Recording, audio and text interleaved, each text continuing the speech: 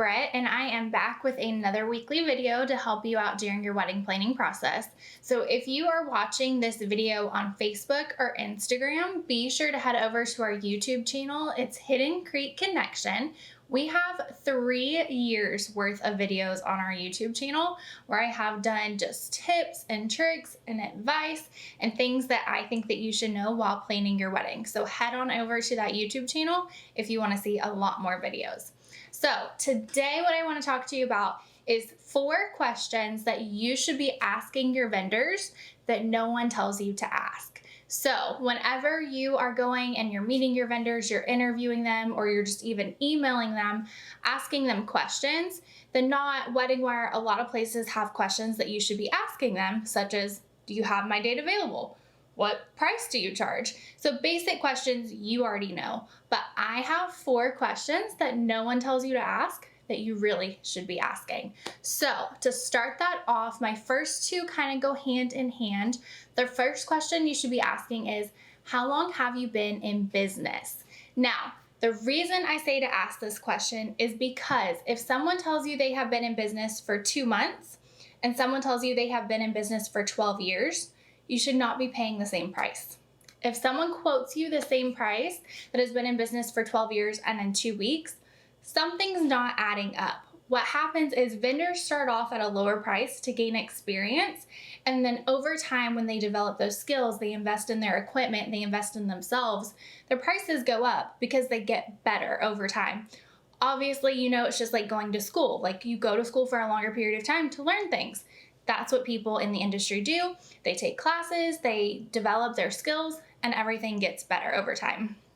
So just asking the question of how long have you been in business is going to really tell you a lot about them. Also asking how many weddings have they done? Now, the reason I say to ask this question is basically going back to question number 1.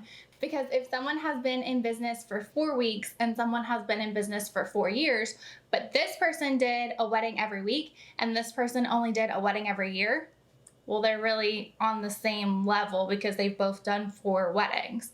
So asking how many weddings they have done is going to give you a better picture of how much experience they have. And experience is something that I consider to be invaluable. It is going to come in such handy if things happen on the wedding day. My third question that you should be asking your vendors, and this one, in my opinion, is the most important, is, do you have insurance? That is a huge question that nobody asks. I didn't get told to ask that to my vendors when I hired them. I don't know if they had insurance, to be honest with you. I think the only person that I asked that question to was catering. But you should ask every vendor, do you have insurance?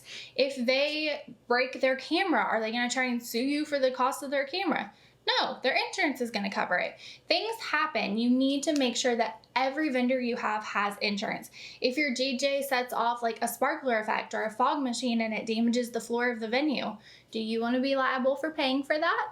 No, you do not. So make sure that they have insurance. It is going to save you so much stress at the end of the day. And then my last question that you should be asking is, what happens if you get sick and you can't attend my wedding?